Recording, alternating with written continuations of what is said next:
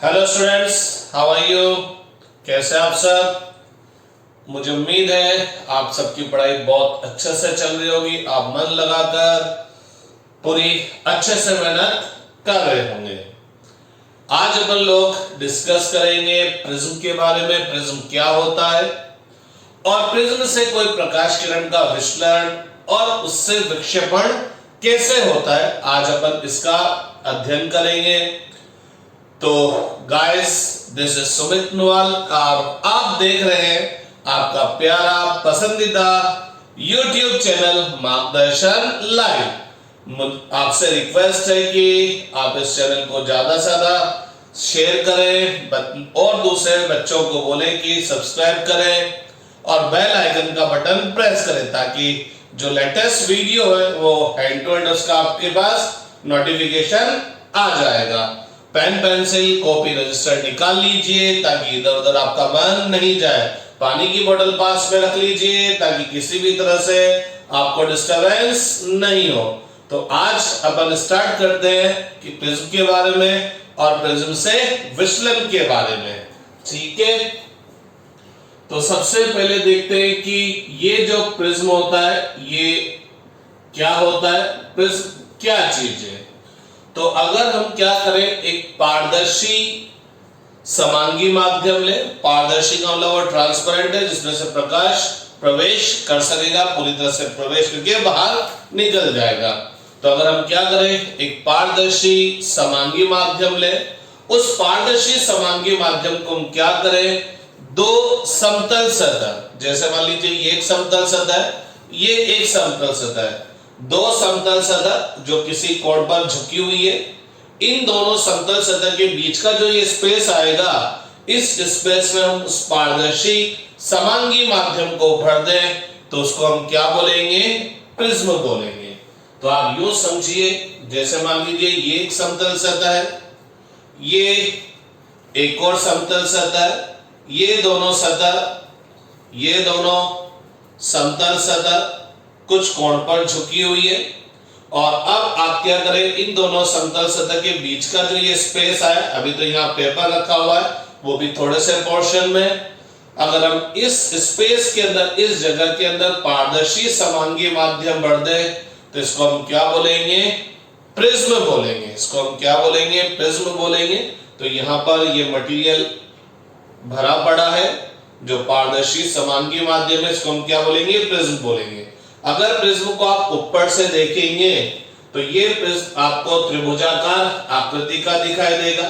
या यूं बोले, अगर प्रिज्म को मैं बोर्ड के तल के लंबवत रख दूं तो हम जब प्रिज्म को इधर से देखेंगे तो इसका जो क्रॉस सेक्शन अनुप्रस्थ काट दिखाई देगा वो त्रिभुजाकार दिखाई देगा। तो हम क्या करें, दो समतल सतहों के मध्य जो किसी कोण पर झुकी होगी, इस दोनों समतल सतह के मध्य हम क्या कर दें, पारदर्शी समांगी माध्यम भर दें तो इसे हम क्या बोलेंगे, प्रिज्म बोलेंगे। ठीक है, और इन दोनों समतल सतह के मध्य का जो ये कोण होगा, यह कोण क्या कहलाएगा, प्रिज्म कोण कहलाएगा। तो आप अगर एक्चुअल प्रिज्म देखना चाहे तो ये एक्चुअल प्रिज्म है, ये कांच का बना हुआ है, पारदर्शी समांगी माध्यम है, ये एक समतल सतह है, ये दूसरी समतल सतह जो किसी कोण पर झुकी हुई है। इन दोनों समतल सतह के मध्य हमने ये पारदर्शी समांगी माध्यम रख दिया। तो आपको जो सामने वाली सतह दिख रही है ये बिल्कुल प्लेन साफ, बिल्कुल पूरी की पूरी आपकी तरफ है, तो इसको हम क्या बोलेंगे, प्रिज्म। अब प्रिज्म को अगर अपन इसकी लंबाई के लंबवत कट करेंगे तो ये अनुप्रस्थ काट दिखाई देगी, क्या देगा, त्रिभुजाकार आपको दिखाई देगा। आप इसके पास तीन सतह, इस प्रिज्म में तीन सतह, आपको इसी भी दो सतह बोल सकते हैं, एक ये सतह एक ये सतह, इसके मध्य पारदर्शी समांगी माध्यम भर दिया तो ये जो कोण होगा प्रिज्म कोण कहलाएगा। आप इसको दो समतल सतह मान सकते हैं जो किसी कोण पर झुके हुए हैं और इन दोनों समतल सतह के मध्य पारदर्शी समांगी माध्यम है। तो यह चीज क्या कहलाएगी, प्रिज्म कहलाएगी। और ये जो कोण होगा दोनों सतह के मध्य, जिस कोण पर दोनों सतह झुकी हुई है वह कोण क्या कहलाएगा? प्रिज्म कोण कहलाएगा। ठीक है, तो अपन क्या करते हैं, एक बार डायग्राम ऐसे बनाते हैं, इस तरह से डायग्राम बनाने की कोशिश करते हैं। तो ऊपर वाला पृष्ठ त्रिभुजाकार है, नीचे वाला भी त्रिभुजाकार है। ठीक है, आप जब ऐसे बनाएंगे तो ये भुजा आपको दिखेगी, ये भुजा आपको दिखेगी।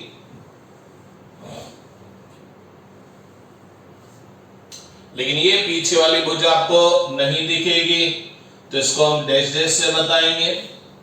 ठीक है, ये आपको दिख जाएगा।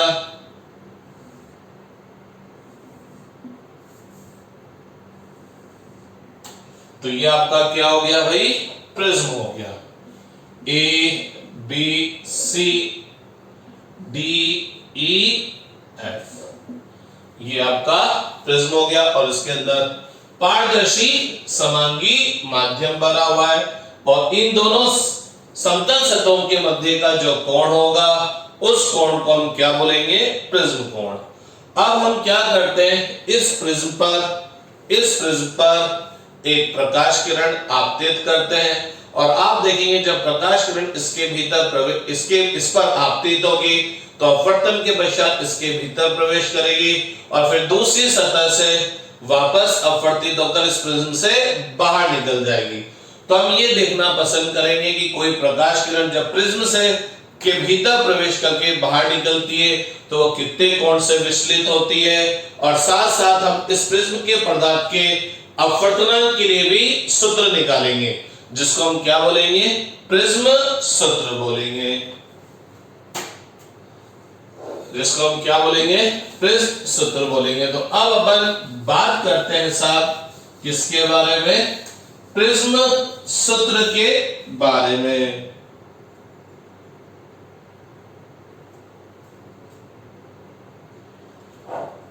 तो डिस्कस करते हैं आप प्रिज्म सूत्र।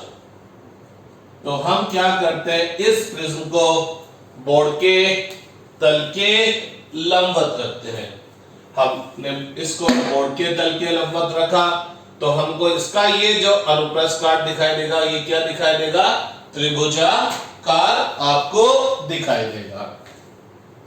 तो जनाब ये आपका प्रिज्म का एक अनुप्रस्थ काट है। ठीक है, आपका पृष्ठ बोर्ड के तल के लंबवत रखा हुआ है। ये इसकी अनुप्रस्थ काट हो गया ए बी सी।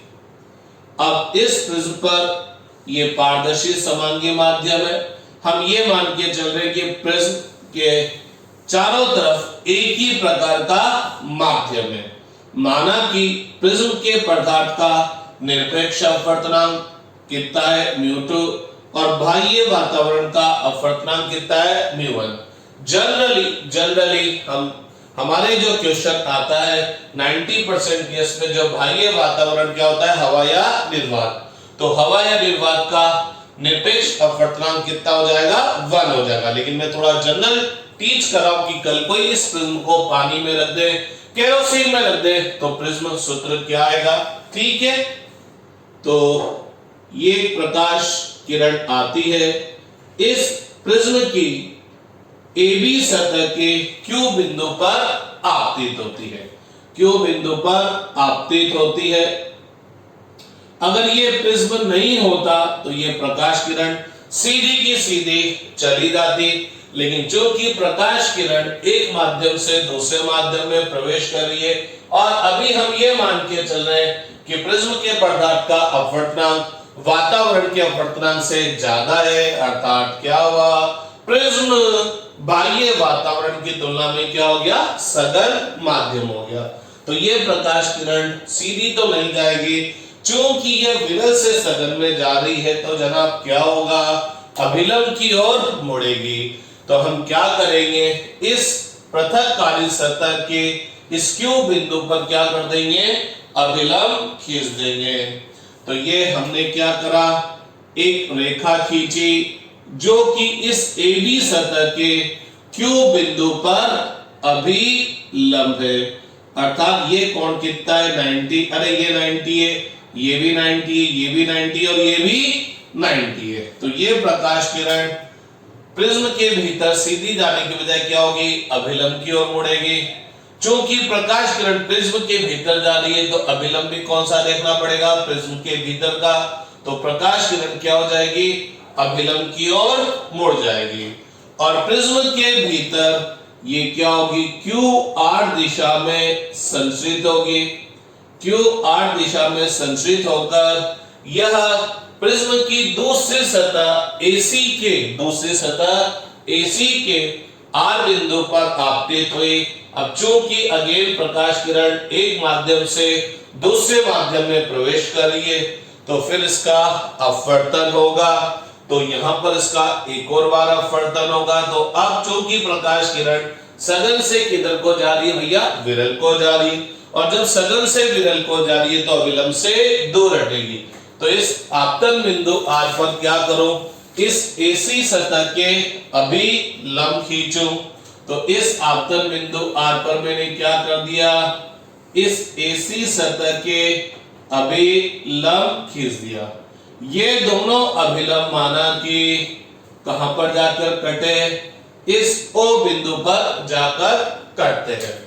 अब गौर फरमाने वाली बात ये कि ये प्रकाश किरण सीधी जाने की बजाय क्या होगी, क्योंकि सघन से विरल को जा रही है तो इस अभिलंब से दूर हटेगी और ये दूर हटकर प्रिज्म से बाहर कौन सी दिशा में चली गई, RS दिशा में चली गई। तो इस RS को हम क्या बोलेंगे, इस AC सतह के हिसाब से तो RS अपवर्तित किरण है, QR आपतित किरण। अरे ये QR इस सतह पर आपतित हुई तो ये आपतित किरण, ये अपवर्तन के पश्चात इधर गई तो अपवर्तित किरण। लेकिन जब हम इस पूरे प्रिज्म के हिसाब से बात करें तो हम बोलेंगे ये किरण प्रिज्म पर आपतित हुई, अपवर्तित होकर इधर गई और यहां से बाहर निकल गई तो ये किरण क्या कहलाएगी, निर्गत किरण। तो अगर पर्टिकुलर इस सतह AC के हिसाब से बात करें तो इस AC के लिए अपवर्तित किरण है, लेकिन पूरे प्रिज्म के हिसाब से बात करें तो ये निर्गत किरण है। तो चूंकि अपन पूरे प्रिज्म के हिसाब से बात करें, क्योंकि प्रिज्म में प्रकाश किरण का 2 बार अपवर्तन हुआ है, इस वाली सतह के लिए ये आपतित, ये अपवर्तित, इस सतह के लिए ये आपतित, ये अपवर्तित, लेकिन पूरे प्रिज्म के लिए ये आपतित, ये अपवर्तित और ये निर्गत किरण। तो PQ क्या है भैया, आपतित किरण है, आपतित किरण है। QR अपवर्तित किरण है। RS क्या है, निर्गत किरण। प्रिज्म के हिसाब से ये क्या है, निर्गत किरण है। गौर फरमाइएगा, यह प्रकाश किरण PQ इस AB सतह पर आपतित हुई, इस AB सतह के Q बिंदु पर आपतित हुई। तो आपतित किरण और अभिलंब के मध्य के कोण को हम क्या बोलते हैं, आपतन कोण बोलते हैं। तो आपतित किरण अभिलंब के मध्य का कोण क्या कहलाएगा, आपतन कोण। अपवर्तित किरण और अभिलंब के मध्य का कोण क्या कहलाएगा, अपवर्तन कोण। इस कोण को हमने नाम दिया R1। ये अपवर्तित किरण जब इस AC सतह पर आपतित हुई तो यह QR इस AC सतह के लिए आपतित किरण है, तो ये आपतन कोण को नाम दिया गया R2। तो इस AC सतह के लिए ये आपतन कोण है और अपवर्तित किरण और अभिलंब के मध्य का ये कोण कौन सा कोण है, अपवर्तन कोण। लेकिन प्रिज्म के हिसाब से इसको नाम दिया गया निर्गत कोण। तो भैया I आपतन कोण हुआ और E क्या हो गया, निर्गत कोण हो गया। ठीक है साहब, इन दोनों समतल सतहों के मध्य का ये कोण क्या कहलाएगा, प्रिज्म कोण। क्या कहलाएगा भाई, प्रिज्म कोण कहलाएगा। गौर फरमाइएगा, अगर आपका ये प्रिज्म नहीं होता तो ये प्रकाश किरण सीधी की सीधी ऐसे जाती, लेकिन प्रिज्म होने की वजह से यह सीधी जाने की बजाय इधर संचरित हो रही है। तो अगर मैं इस निर्गत किरण को पीछे की तरफ बढ़ाऊं तो आप ये बोल सकते हैं कि प्रिज्म नहीं होता तो ये प्रकाश किरण इधर जाती, लेकिन प्रिज्म होने की वजह से ये इस दिशा में संचरित हो रही है, अर्थात आपकी प्रकाश किरण PQ प्रिज्म से निकलने के पश्चात इतने कोण से घूम गई, अर्थात ये कोण क्या कहलाएगा? विचलन कोण। तो डेल्टा क्या होगा? विचलन कोण। तो विचलन कोण क्या होगा? आपतित किरण और निर्गत किरण के मध्य का कोण। माना कि यह कटान बिंदु कितना है? B। ठीक है साहब। तो अगर प्रिज्म नहीं होता तो ये खच सीधी की सीधी जाती, लेकिन प्रिज्म ने क्या कर दिया? इसको क्या कर दिया? इस डायरेक्शन में मोड़ दिया, तो यह इतने कोण से क्या हो गई? विचलित हो गई, इतने कोण से घूम गई। तो इस कोण को हम क्या बोलेंगे? विचलन कोण बोलेंगे। ठीक है। अब अपन थोड़ा सा एक त्रिभुज देखते हैं, QOR। दिखा आपको त्रिभुज QOR। तो आप सब जानते हैं किसी भी त्रिभुज के तीनों अंतर कोणों का योग कितना होता है? 180 डिग्री। तो QOR में तीन कोण कौन कौन से? एक तो ये वाला कोण, इस कोण को नाम देंगे RQO। दूसरा कोण कौन सा? ये वाला QOR। और तीसरा कोण कौन सा है? ये वाला ORQ। तो इस त्रिभुज के तीन अंतर कोण, एक ये। इस वाले कोण को तो अपन ने क्या बोल रखा है? R1। तो ये तो डायरेक्ट R1 हो गया। इस कोण का कोई नाम नहीं दे रखा, तो कोई बात नहीं, इसको हम क्या लिख देंगे? QOR। और ये वाला कोण जो है ORQ, वो कितना है? R2। तो इन तीनों कोणों का योग कितना हो गया भैया? 180 डिग्री। अब आप एक चतुर्भुज देखिए, AQOR। दिखा आपको? AQOR दिखा जरा। आप फिर सब जानते हैं कि किसी भी चतुर्भुज के चारों अंतर कोणों का योग कितना होता है? 360 डिग्री। तो AQOR ये रहा। तो सबसे पहले AQO में ये वाला कोण देख लेते हैं। तो कोण हुआ AQO plus QOR plus ORA plus RAQ। इन सब का योग कितना हुआ भैया? 360 डिग्री। अब आप में से मेरे को कौन बताने वाला है? AQO। तो ये कोण कितना होगा? तो जनाब ये कोण कितना होगा? क्योंकि यह जो रेखा है यह इस पर क्या है? अभिलंब है। तो ये कोण कितना होगा? 90 डिग्री प्लस QOR। इसके बारे में मेरे को पता नहीं है कि ये कोण कितना है, तो इसको ऐसे कैसे लिख देंगे जनाब? OR तो ये और RA ये। तो अपन फिर जानते हैं कि यह रेखा इस सतह पर क्या है? अभिलंब है। तो जनाब OR और RA एक दूसरे के लंबवत है। तो ये टोटल कोण कितना होगा? 90 डिग्री। और RAQ, तो ये कोण क्या कहलाता है? प्रिज्म कोण, जिसको अपन ने नाम दिया था A = 360 डिग्री। 90 प्लस 90 कितना हो गया? 180 उधर ट्रांसफर कर देंगे। तो 360 माइनस 180 कितना हो जाएगा? 180। तो QOR plus A equal to कितना हो गया? 180 डिग्री। तो पता लगता है, क्या पता लगता है? इन तीनों एंगल का सम भी 180। अरे इन दोनों का सम भी 180, तो इन तीनों का सम और इन दोनों का सम क्या होगा? सेम होगा।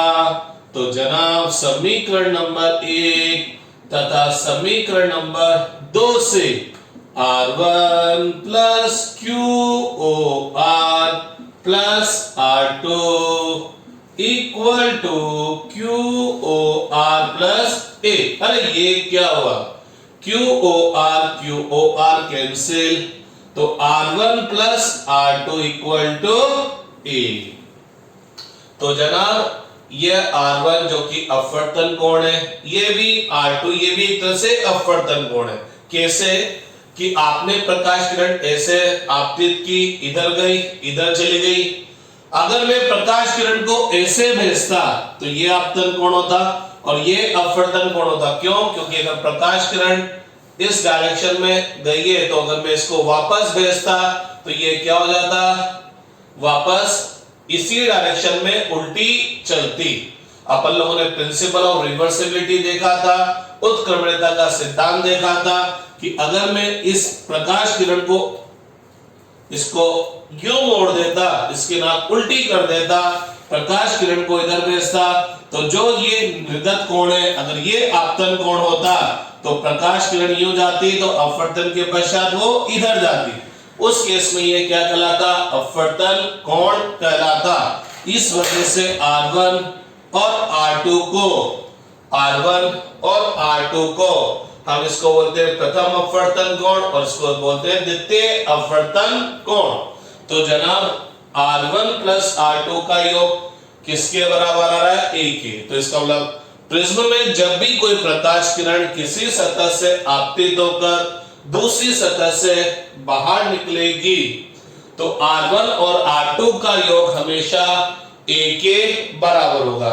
इसका मतलब प्रिज्म में हमेशा इन दोनों अपवर्तन कोण का योग A के बराबर होगा।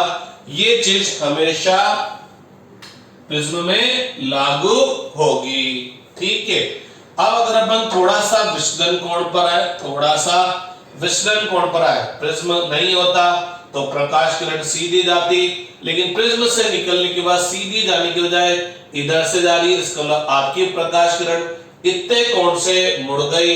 तो अब अगर अपन विचलन कोण निकालने की कोशिश करें तो पता लगा अगर मैं ये त्रिभुज DQR दिखा आपको, अगर मैं इस त्रिभुज DQR को देखूं तो यह जो कोण है यह इस DQR का कौन सा कोण है? बहिष्कोण।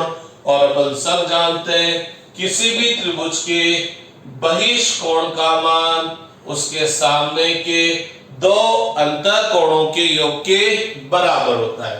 अगर मैं इसको इधर प्रदर्शित करूं, देखिएगा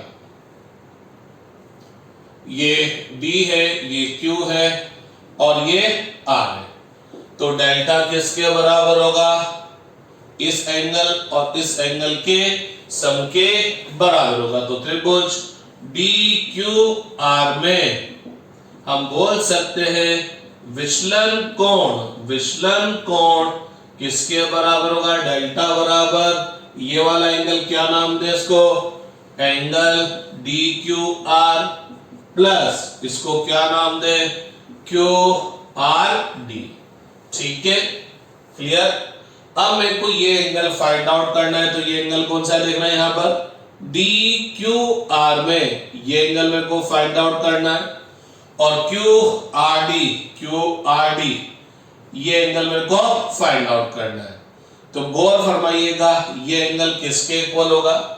गौर फरमाइएगा ये रेखा सीधी जा रही है, ये रेखा सीधी जा रही है, ये आपका NQ हो गया, NQO हो गया। ठीक है, और ये क्या हो गया? PQD।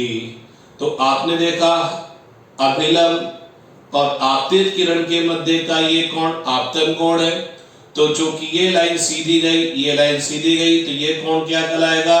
शीर्षाभिमुख कोण। तो ये लाइन सीधी गई, ये लाइन सीधी गई, तो यह कोण क्या कहलाएगा? शीर्षाभिमुख कोण अर्थात ये कोण किसके बराबर होगा, आई के बराबर होगा। तो जनाब जब ये पूरा कोण आई है और उसमें से ये वाला कोण कितना है R1, तो बाकी बचा कितना होगा, बाकी बचा कितना होगा, I माइनस R1 होगा। सिमिलरली ये लाइन सीधी, ये लाइन सीधी, ये E है तो ये पूरा कोण भी, ये पूरा कोण भी E होगा। उसमें से ये वाला कोण कितना है, ये वाला कोण कितना है R2, तो बाकी बचा कोण कितना हो जाएगा E माइनस R2। तो गौर फरमाइएगा DQR किसके बराबर आया, I माइनस R1 के, और QRD किसके बराबर आया, E माइनस R2। तो del equal to I plus E, यहां से माइनस कॉमन ले लूं R1 और R2 में से, तो R1 प्लस R2, अरे R1 प्लस R2 किसके बराबर है, A के बराबर है। तो R1 प्लस R2 की जगह क्या राइट कर सकते हैं, A राइट कर सकते हैं। तो del equal to I plus E minus A, इस A को इधर ले जाए तो जनाब क्या हो जाएगा, I plus E equal to del plus A।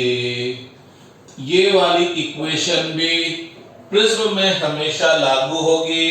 कौन सी इक्वेशन, आपतन कोण और विचलन कोण का योग, आपतन कोण और निर्गत कोण का योग किसके बराबर होगा, विचलन कोण और प्रिज्म कोण के योग के बराबर होगा। ठीक है, अब अगर मैं क्या करूं, अब अगर मैं क्या करूं, इस आपतित किरण को इस प्रिज्म पर अलग अलग कोण पर आपतित करूं, बोले तो आपतन कोण अलग अलग करूं। आपतन कोण अलग अलग करने का मतलब समझिएगा, आपतन कोण अलग अलग करने का मतलब समझिएगा। ये प्रिज्म है, ये अभिलंब हो गया, तो मैं क्या करता हूं, प्रकाश किरण को इस प्रिज्म पर अलग अलग कोण पर आपतित करता हूं। एक बार मैंने प्रकाश किरण ऐसे भेजी तो आपतन कोण क्या होगा, ये, ठीक। एक बार मैंने प्रकाश किरण ऐसे भेजे तो आपतन कोण क्या होगा, ये, ठीक है। अगर मैं प्रकाश किरण को ऐसे भेजता तो ये आपतन कोण होता। तो मैं क्या करता हूं, इस प्रिज्म पर प्रकाश किरण जो आपतित कर रहा हूं उसको अलग अलग कोण पर आपतित कर रहा हूं, अर्थात मैं आपतन कोण का मान बदल रहा हूं। और मैं ये देखना पसंद करूंगा आपतन कोण बदलने पर विचलन कोण किस तरह से बदलेगा। तो अपन क्या करेंगे, I की अलग अलग वैल्यू के लिए प्रैक्टिकली विचलन कोण ज्ञात करेंगे। अगर आप 12th के स्टूडेंट होंगे तो ये आपके लेबोरेटरी में प्रैक्टिकल है कि I और डेल्टा के बीच में ग्राफ कीजिए। तो आप क्या करेंगे, आपतन कोण बदलेंगे, कभी 20 degree, 25 degree, 30 degree, 35 degree, 40 degree.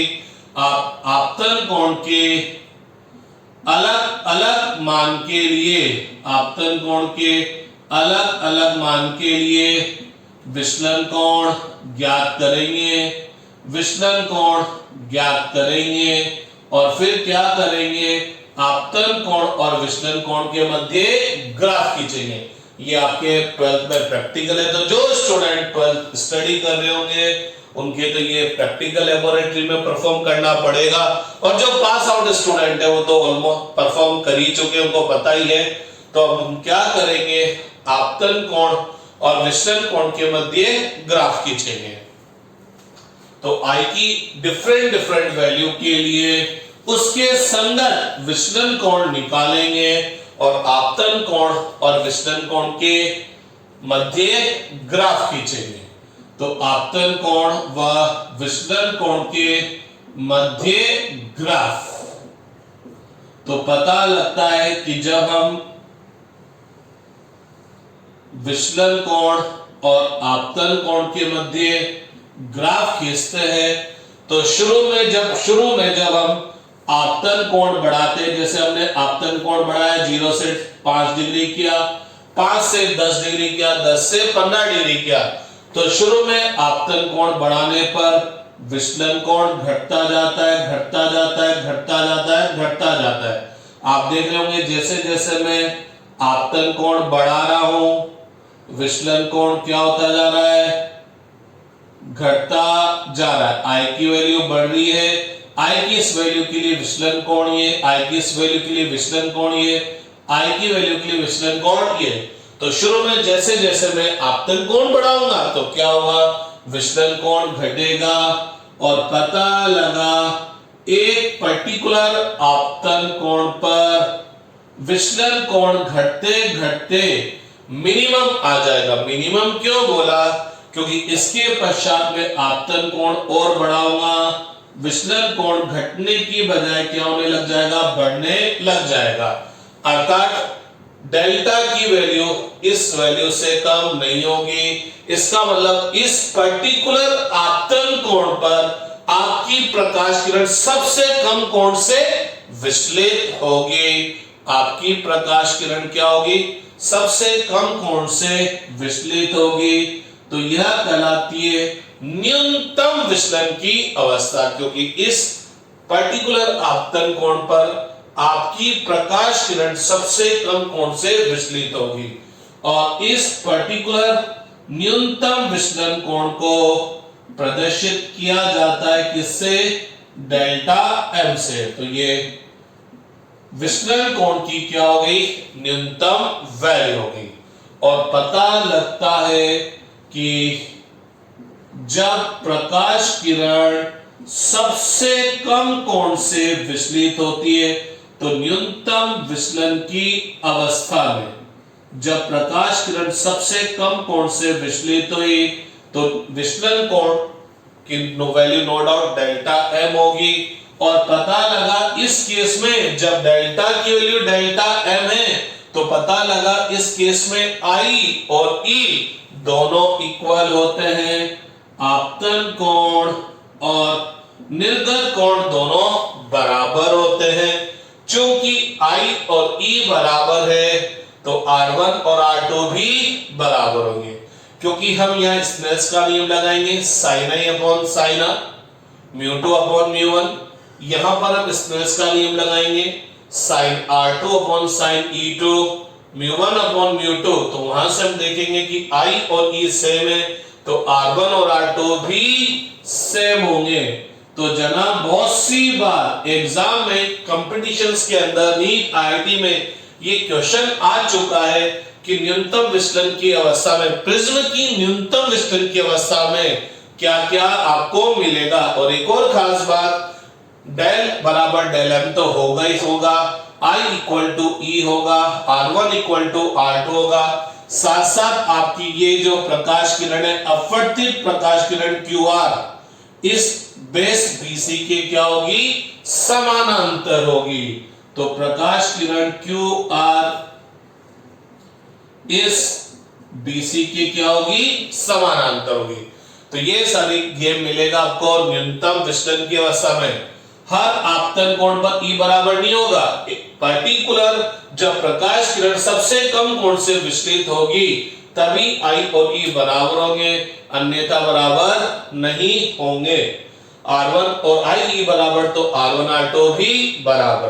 तो अब अपन बात करेंगे पर्टिकुलर न्यूनतम विचलन की अवस्था में। चूंकि I और E बराबर हो गए, R1 और R2 बराबर हो गए, तो समीकरण 3 से देखिए, R2 की जगह अगर मैं R1 लिख दूं तो R1 प्लस R1 कितना हो गया, 2R1, और 2R1 बोले तो R1 इक्वल टू A/2। तो समीकरण 3 से मैं बोल सकता हूं R1 इक्वल टू A/2। तो ध्यान रखना R1 हमेशा A/2 के बराबर नहीं होगा, ये केवल कब होगा, न्यूनतम विचलन की अवस्था में, मिनिमम डेविएशन की कंडीशन में होगा। तो R1 इक्वल टू a/2 हो गया। इसी तरह से अगर आप समीकरण 4 से देखें, समीकरण 4 से देखें तो E किसके इक्वल है, I के, तो I प्लस I कितना हो गया, 2I, और डेल किसके बराबर हो गया, डेल M। चलो लिख ही देता हूं, I plus I equal to del M plus A, तो I प्लस I 2I हो गया, तो I equal to del M plus A/2 हो गया। ठीक है, तो मेरे पास आपतन कोण आ गया है, ए बी सतह के लिए आपतन कोण आ गया, ए बी सतह के लिए अपवर्तन कोण आ गया। तो मेरे पास I और R आ गए, तो मैं स्नेल साहब की सहायता से प्रिज्म के पदार्थ का माध्यम के सापेक्ष क्या निकाल सकता हूं, अपवर्तनांक निकाल सकता हूं। तो आप पॉज कर राइट डाउन कर लीजिए, स्क्रीनशॉट ले लीजिए, फटाफट उतार लीजिए क्योंकि मैं इनको मिटाने जा रहा हूं। ठीक है, काम फटाफट करिए।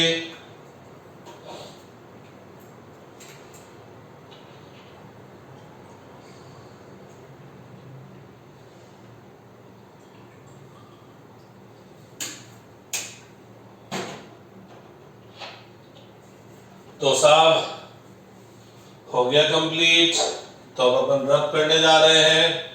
तो मैं इसको रब कर रहा हूं, राइट डाउन कर लीजिए, या चलिए इसको रब कर देता हूं। ठीक है, तो स्नेल के नियम से, स्नेल के नियम से स्नेल साहब क्या बोलते हैं, क्या बोलते हैं, माध्यम 2 का माध्यम 1 के सापेक्ष अपवर्तनांक आपतन कोण की ज्या तथा अपवर्तन कोण की ज्या के अनुपात के बराबर होता है। तो प्रिज्म के पदार्थ का बाह्य वातावरण के सापेक्ष अपवर्तनांक क्या हो गया, साइन I कहां रहा, वो रहा del M plus A/2 upon sine R क्या है, R क्या है, A/2।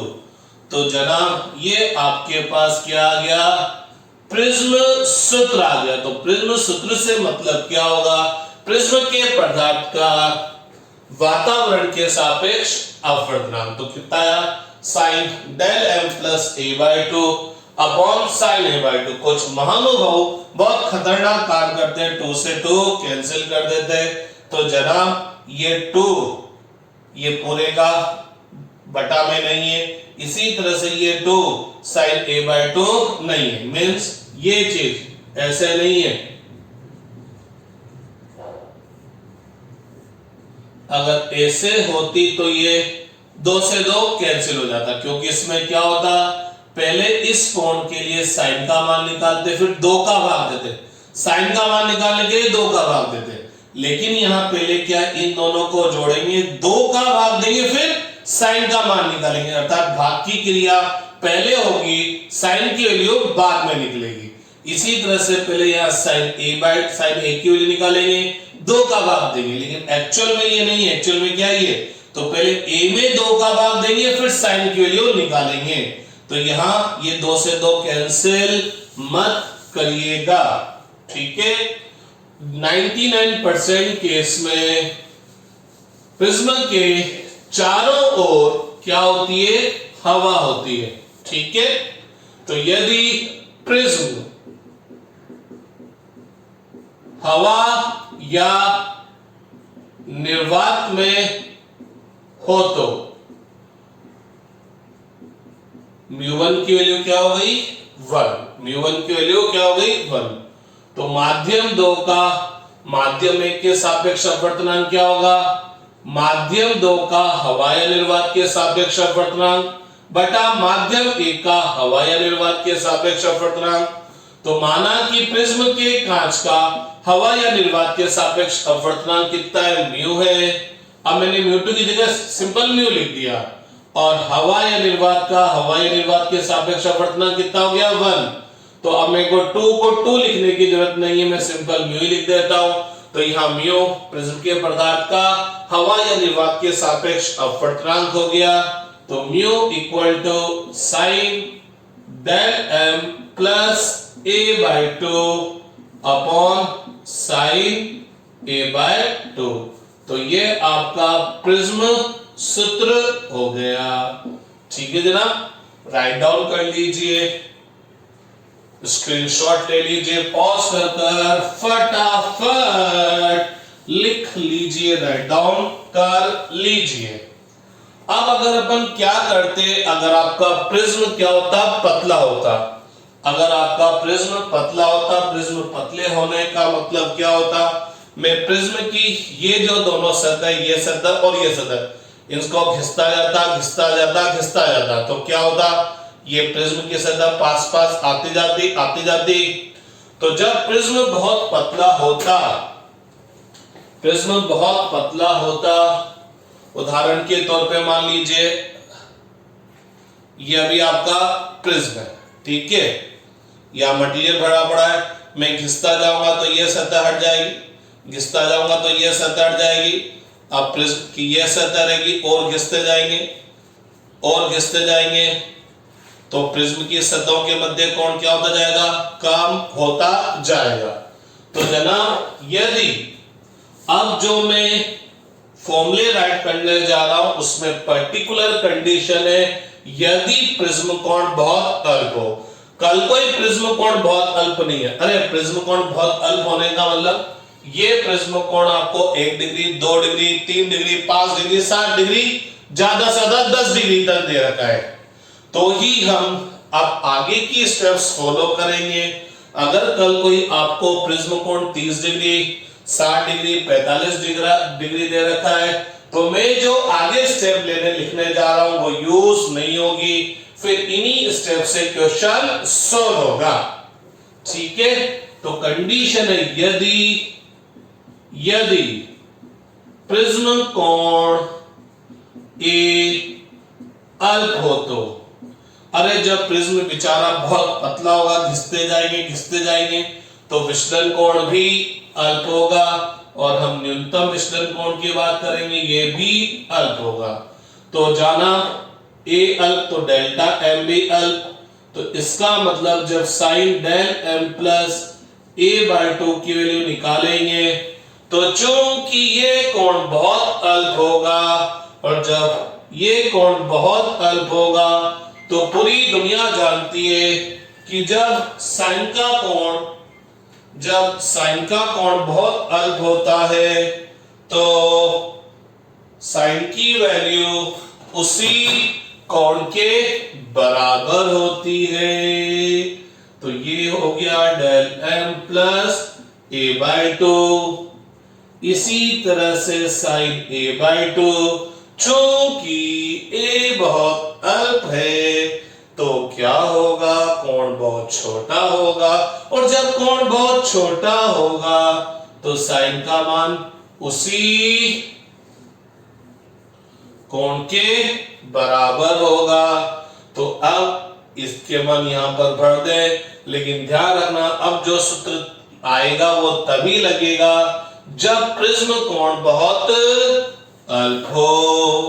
तो साहब मैंने यहां मान भर दिया, तो म्यू इक्वल टू यहां क्या जाएगा, del M plus A by 2 upon sine A by 2 की जगह भी क्या जाएगा, ए बाय 2, 2 से 2 कैंसिल, तो mu equal to del M plus A upon A, 2 से 2 कैंसिल हो जाएगा, क्रॉस मल्टीप्लाई कर देते तो म्यू ए बराबर डेल एम प्लस ए।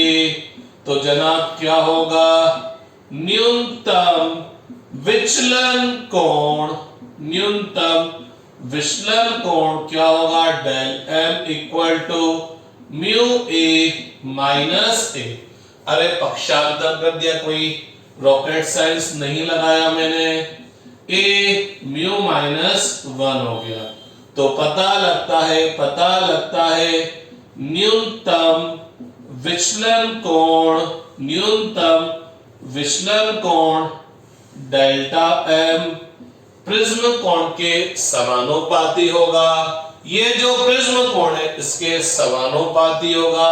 साथ साथ न्यूनतम विचलन कोण μ-1 के भी समानुपाती होगा। तो हम बोल सकते हैं न्यूनतम विचलन कोण प्रिज्म कोण तथा प्रिज्म के पदार्थ के अपवर्तनांक पर निर्भर करता है। लेकिन हम एक और बात जानते हैं, प्रिज्म के पदार्थ का अपवर्तनांक बाह्य वातावरण पर निर्भर करता है, अर्थात इसके सापेक्ष अपवर्तनांक इन दोनों माध्यम पर निर्भर करता है। लेकिन गजब की बात क्या है, मान लीजिए प्रिज्म कांच का है, मान लीजिए बाहर हवा या निर्वात है, लेकिन अगर मैं आपतित प्रकाश की तरंग दैर्ध्य चेंज कर दूं तो क्या होगा, प्रिज्म के पदार्थ का अपवर्तनांक चेंज होगा। क्योंकि हम जानते हैं अलग अलग तरंग दैर्ध्य के लिए प्रिज्म के पदार्थ का अपवर्तनांक अलग अलग होता है। तो म्यू की वैल्यू अलग अलग, तो डेल्टा भी अलग अलग। तो मैं कोई चीज पता मोटी मोटी में बोल सकता हूं कि प्रिज्म के पदार्थ का अपवर्तनांक आपतित प्रकाश की तरंग दैर्ध्य के व्युत्क्रमानुपाती होता है। तो मोटे मोटे तौर पर हम बोल सकते हैं विचलन कोण भी आपतित प्रकाश की तरंग दैर्ध्य के व्युत्क्रमानुपाती हो गया।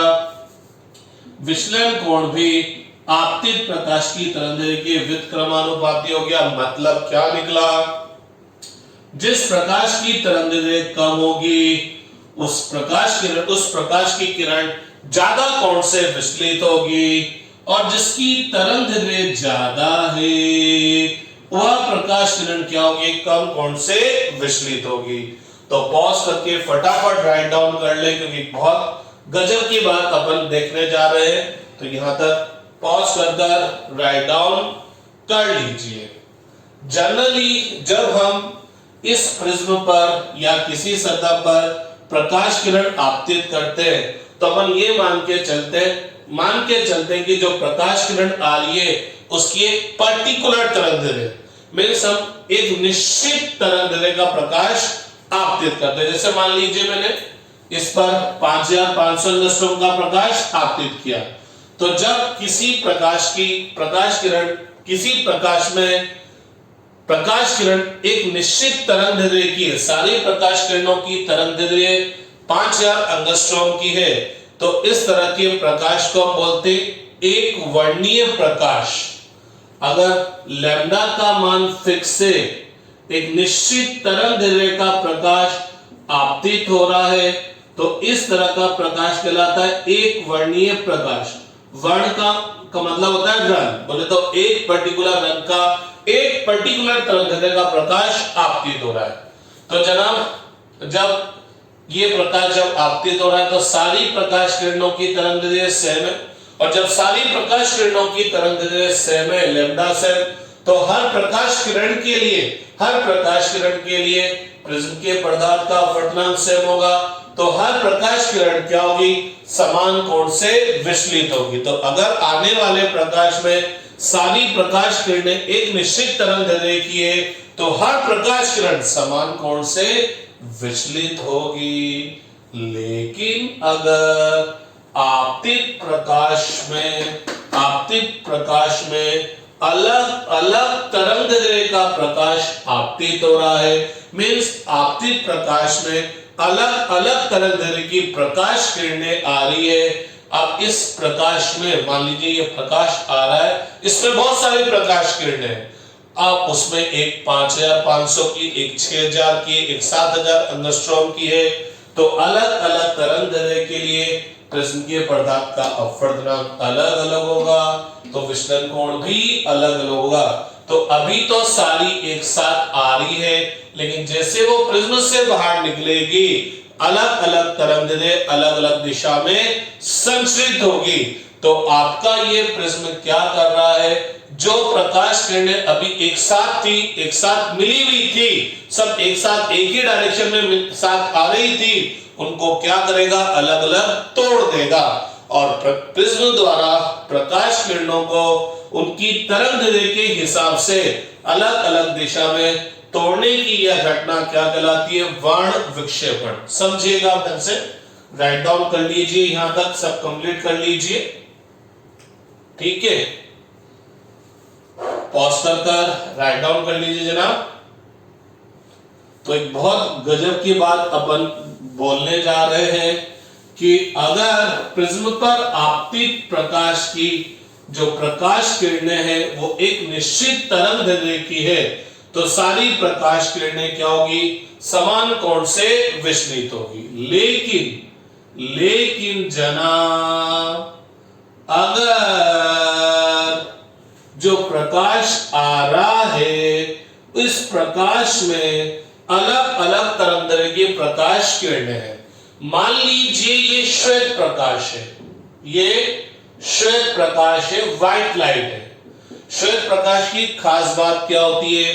सफेद लाइट तभी बनती है जब इसमें बैंगनी रंग, आसमानी रंग, blue, green, yellow, orange, red, सारे के सारे ये सातों कलर जब मिलते हैं तो ये मिलकर क्या बनाते हैं? सफेद प्रकाश। तो इस व्हाइट लाइट में क्या है? अलग अलग रंग की प्रकाश किरणें हैं, और इसमें लाल रंग की भी प्रकाश किरण है, इसमें आसमानी भी है, इसमें ब्लू भी है, इसमें ग्रीन भी है, इसमें येलो भी है। और जब ये सातों रंग की प्रकाश किरणें एक साथ मिलती है तो हमको क्या दिखाई देती है? सफेद प्रकाश। तो ये जो व्हाइट लाइट है इसमें सारे रंग है, अर्थात व्हाइट लाइट जो है वो क्या है? 4000 एंगस्ट्रॉम से लेकर 8000 एंगस्ट्रॉम की विद्युत चुंबकीय तरंगों से मिलकर बनी होती है। हम लोगों ने इस चैप्टर की स्टार्टिंग में बोला था विजिबल लाइट श्वेत प्रकाश, दृश्य प्रकाश क्या होता है? विद्युत चुंबकीय तरंग का स्पेक्ट्रम का वह भाग होता है जिसकी तरंगदैर्घ्य 4000 एंगस्ट्रॉम से 8000 एंगस्ट्रॉम तक होती है। हाँ, इसमें थोड़ा सा अलग अलग बुक्स अलग अलग लिख लेते हैं। कुछ बुक्स वाले 3800 एंगस्ट्रॉम से 7800 एंगस्ट्रॉम तक लिख देते हैं, कोई 3600 से 7600 एंगस्ट्रॉम तक लिख देते हैं। वो थोड़ा राइटर के हिसाब से अलग अलग लिख देते हैं, लेकिन मेन इंपॉर्टेंट बात क्या है? श्वेत प्रकाश में केवल एक पर्टिकुलर तरंगदैर्घ्य नहीं होगी। श्वेत प्रकाश की किरण में अलग अलग तरंगदैर्घ्य की प्रकाश किरणें होगी, और अलग अलग तरंगदैर्घ्य की प्रकाश किरणें होगी तो अलग अलग तरंगदैर्घ्य के लिए अपवर्तनांक अलग अलग, तो विचलन कोण भी अलग अलग। तो अभी क्या था? 4000 एंगस्ट्रॉम वाली भी इसी रेखा पर चल रही थी, 5000 एंगस्ट्रॉम वाली भी इसी रेखा पर, 6000 वाली भी इसी रेखा पर, 6500 वाली भी इसी रेखा पर। तो सारी तरंगदैर्घ्य अभी एक ही लाइन पर एक ही डायरेक्शन में चल रही है। लेकिन जब ये प्रकाश किरणें प्रिज्म से निकलेगी तो अलग अलग तरंगदैर्घ्य वाली प्रकाश किरण अलग अलग कोण से विचलित होगी। जिसकी तरंगदैर्घ्य सबसे कम है वो सबसे ज्यादा कोण से विचलित होगी, और जिसकी तरंगदैर्घ्य सबसे ज्यादा है वो सबसे कम कोण से विचलित होगी। तो हम देखेंगे कि अगर हम प्रिज्म से बाहर निकलने वाले प्रकाश को एक पर्दे पर आपतित करें, एक पर्दे पर आपतित करते हैं, तो ये मैंने एक पर्दा स्क्रीन लगा दी, तो इस पर्दे पर मेरे को अलग अलग रंगों की पट्टी दिखाई देगी। ये वाली पट्टी मेरे को वॉयलेट बैंगनी की दिखाई देगी, ये इंडिगो आसमानी की, ये ब्लू नीले रंग की, ये येलो की, ये ऑरेंज की, ये ग्रीन की, ये येलो की, ये ऑरेंज की, और ये रेड की दिखाई देगी। इसका मतलब क्या होगा? आपकी ये सातों रंग प्रिज्म से निकलने के बाद अलग अलग मुड़ गए, अर्थात प्रिज्म ने क्या किया? ये सातों रंग अभी एक साथ थे लेकिन इनको तोड़ दिया, अलग अलग कर दिया। तो श्वेत प्रकाश के प्रिज्म द्वारा 7 रंगों में तोड़ने, विभक्त करने की यह घटना ही क्या कहलाती है? वर्ण विक्षेपण। तो बात अपन कर रहे हैं प्रिज्म द्वारा वर्ण विक्षेपण। प्रिज्म द्वारा क्या बात करें? वर्ण विक्षेपण। वर्ण का मतलब रंग, बोले तो तरंगदैर्घ्य। विक्षेपण का मतलब तोड़ना। तो वर्ण विक्षेपण क्या है? वर्ण विक्षेपण क्या है? प्रिज्म द्वारा श्वेत प्रकाश को उसके 7 रंगों में विभक्तिकरण की घटना, विभक्तिकरण की घटना क्या कहलाएगी? वर्ण विक्षेपण। और जब हम इस वर्ण को स्क्रीन पर प्राप्त करते हैं तो हमको एक पट्टी दिखाई देती है जिसको हम किस नाम से जानते हैं? VIBGYOR, VIBGYOR। तो यह श्वेत प्रकाश का स्पेक्ट्रम होगा जिसको हम नाम जानते हैं विबग्योर के हिसाब से। V for violet, I for indigo, B for blue, G for green, या Y for yellow, O for orange और R फॉर रेड। हम सब जानते हैं कि जो लाल रंग की तरंगदैर्घ्य होती है श्वेत प्रकाश में लाल रंग की तरंगदैर्घ्य सबसे ज्यादा होती है। तो लाल रंग क्या होगा? सबसे कम कोण से विचलित होगा। तो आप देख लीजिए प्रकाश किरण, अगर ये प्रिज्म नहीं होता तो सातों के सातों रंग निकल जाते, लेकिन प्रिज्म से निकलने के बाद लाल रंग इतने कोण से विचलित हो गया और बैंगनी रंग का तरंगदैर्घ्य सबसे कम होती है। तो बैंगनी रंग क्या हो गया? सबसे ज्यादा कोण से विचलित हो गया। ठीक है साहब, तो यह घटना क्या कहलाएगी? वर्ण विक्षेपण। तो एक बहुत गजब की बात पता है क्या? आपका प्रिज्म आपतित प्रकाश किरण को अपने पथ से तो विचलित करता ही करता है, और साथ साथ अगर आपतित प्रकाश अलग अलग तरंगदैर्घ्य से मिलकर बना है तो उनको भी अलग अलग कर देता है, अर्थात उनका क्या कर देता है? विक्षेपण कर देता है। तो एक अकेला प्रिज्म 2 काम करता है, विचलन भी करता है, डेविएट भी करता है, अलग दिशा में मोड़ देता है और विभक्त भी कर देता है, तोड़ भी देता है, अगर वो अलग अलग तरंगदैर्घ्य से मिलकर बना है। अगर ये सारा प्रकाश पर्टिकुलर एक तरंगदैर्घ्य का होता तो फिर यहां पर आपको अलग अलग प्रकाश किरणें अलग अलग दिशा में प्रकाश किरण नहीं मिलेगी, सब एक दिशा में संचित होगी, अर्थात सब समान कोण से विचलित होगी। तो एक अकेला प्रिज्म विचलन और विक्षेपण दोनों करता है। ठीक है कि नहीं बात? अब इसमें एक पॉइंट अपन देखते हैं जिसको अपन बोलेंगे कोणीय विक्षेपण। आप राइट डाउन कर लीजिए यहां तक ये। अब अपन बात करते हैं साहब कोणीय विक्षेपण के बारे में। कोणीय विक्षेपण क्या होगा? तो किसी भी प्रिज्म के लिए कोणीय विक्षेपण क्या होगा? प्रिज्म क्या करेगा? श्वेत प्रकाश को उसके 7 रंगों में विभक्त कर देगा। तो किन्हीं भी 2 रंग के लिए कोणीय विक्षेपण क्या होगा? उन दोनों रंगों के विचलन कोण का अंतर। तो अपन क्या कहना चाह रहे हैं? तो गौर फरमाते हैं, इसको भी अब रब कर देते हैं। बात कर रहे हैं जनाब अपन कोणीय विक्षेपण के बारे में। तो कोणीय विक्षेपण क्या होगा? किन्हीं भी 2 रंगों के लिए कोणीय विक्षेपण उन दोनों रंगों के विचलन कोण का अंतर, उन दोनों रंगों के विचलन कोण का अंतर क्या कहलाएगा? कोणीय विक्षेपण कहलाएगा।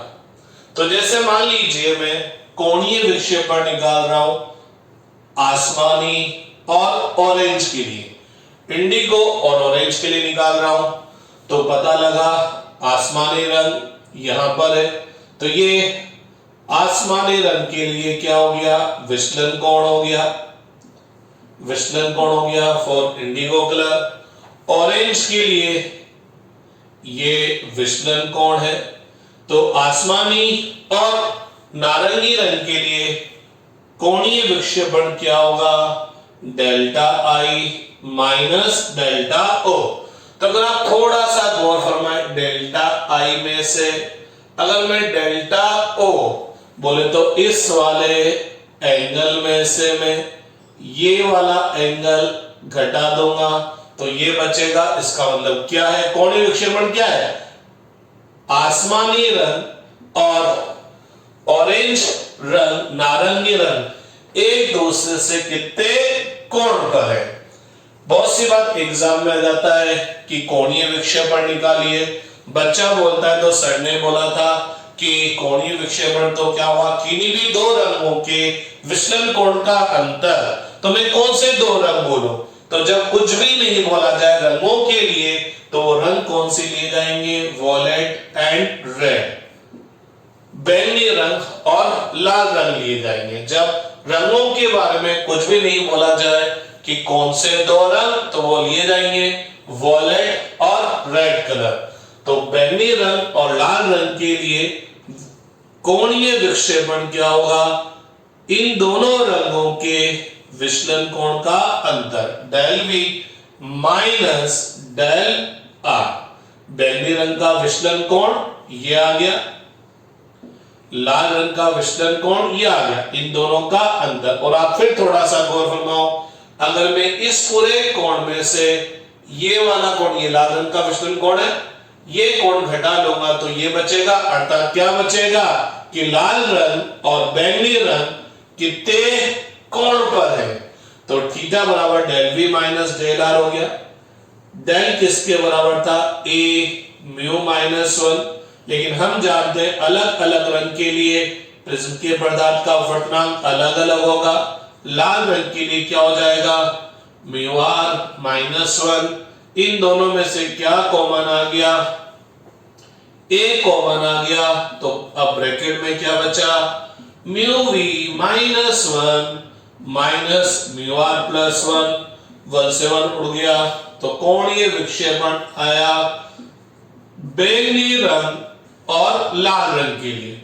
जैसा मैंने आपको बोला, जब कुछ भी नहीं बोला जाएगा रंगों के बारे में तो अंडरस्टूड होगा कि हमको कोणीय विक्षेपण कौन से रंगों के लिए निकालना है, लाल रंग और बैंगनी रंग के लिए।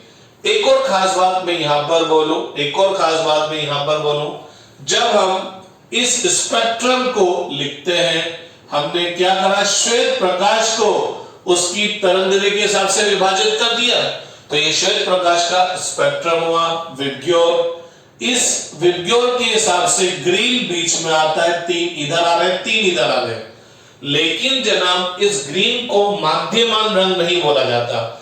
बोलने के हिसाब से तो ग्रीन बीच में आ रहा है, मध्य में आ रहा है, लेकिन ग्रीन को माध्यमान रंग नहीं बोला जाता। माध्यमान रंग बोला जाता है येलो को। तो माध्यमान जो रंग है वो कौन सा है, येलो। बोले तो पीला कलर माध्यमान रंग है। क्यों है, क्योंकि जनाब पीले रंग का जो विचलन कोण है, पीले रंग का जो विचलन कोण है वो पता लगता है लाल रंग और बैंगनी रंग के विचलन कोण का माध्य है। कहना क्या चाह रहा हूं, ये लाल रंग इतने कोण से विचलित हुआ, बैंगनी रंग इतने कोण से विचलित हुआ, और पता लगा पीला रंग, ये पीला है, ये पीला रंग इतने कोण से विचलित हुआ। तो पीले रंग का विचलन कोण बैंगनी रंग और लाल रंग के विचलन कोण का माध्य होता है, आधा होता है। इसलिए पीले रंग को क्या बोला जाता है, माध्यमान रंग बोला जाता है। अब प्रिज्म की एक और चीज के बारे में अपन बात करते हैं, प्रिज्म की विक्षेपण क्षमता। प्रिज्म की विक्षेपण क्षमता बोले तो डिस्पर्सिव पावर, बोले तो प्रिज्म श्वेत प्रकाश को कितने कोण पर, ये लाल रंग और ये लाल रंग और ये बैंगनी रंग है, ये इसका कोणीय विक्षेपण है। तो अपन ये देखना चाहेंगे कि अलग अलग प्रिज्म, अलग अलग प्रकार के कांच का, अलग अलग प्रकार के कांच अलग अलग प्रकार के होते हैं, क्राउन कांच, फ्लिंट कांच, ठीक। तो अलग अलग जो कांच होते हैं, ब्राउन कांच, अलग अलग जो कांच होते हैं, उसके लिए जो ये विक्षेपण कोण होता है ये अलग अलग होता है। तो अगर हम ये देखना चाहें कि किसी प्रिज्म की विक्षेपण क्षमता क्या है, कितने कोण पर वो प्रकाश किरणों को, श्वेत प्रकाश के सातों रंगों को फैला देगा, तो किसी भी प्रिज्म की विक्षेपण क्षमता क्या होगी, उस प्रिज्म की लिए कोणीय विक्षेपण, वो प्रिज्म कितना कोणीय विक्षेपण करता है, और माध्यमान रंग के विचलन कोण का अनुपात। तो विक्षेपण क्षमता क्या होगी प्रिज्म की, कोणीय विक्षेपण और माध्यमान रंग के विचलन कोण का अनुपात।